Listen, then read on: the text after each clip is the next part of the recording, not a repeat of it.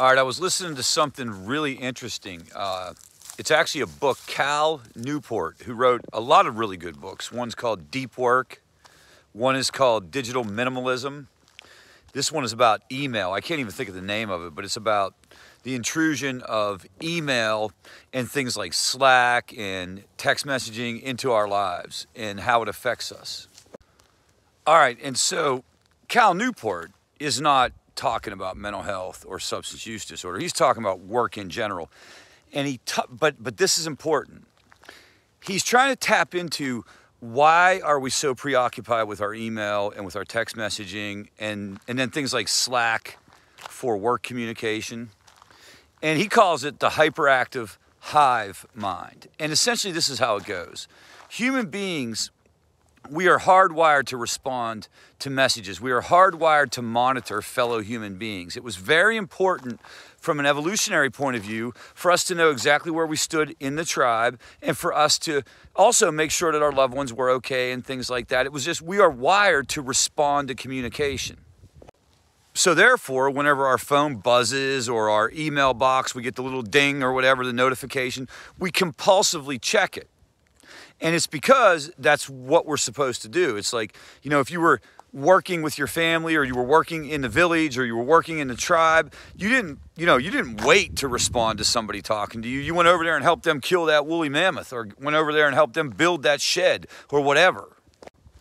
But in today's world with this hypercommunication, this hyperactive hive mind, it's just strange. It creates all kinds of tension, all kinds of anxiety, all kinds of stress. And all the data is clear about psychological problems increasing, issues of depression and anxiety increasing, and that's even pre-pandemic, man. But here's where I go with it, because this is just how I roll. You know, as a family member in recovery, as a person in recovery, as a professional working in this field, where I go with this is just imagine the impact that impulsive or compulsive desire to check messages and to check on our loved ones. Just think how that plays out in family recovery. I mean, let's get real. All these ideas and concepts that are good and they were developed, but they were developed back in the day when there was like a telephone hanging on the wall. There wasn't constant communication. Like back in the day when my mom had to deal with me and it was like she had to detach, quote unquote, detach with love. She couldn't check on me. She couldn't figure out where I was. There was going to be no text messaging. There was no such thing as her ability to text message me. Do you see what I'm saying? Like it was, I don't want to say easier for her, but it was certainly easier for her.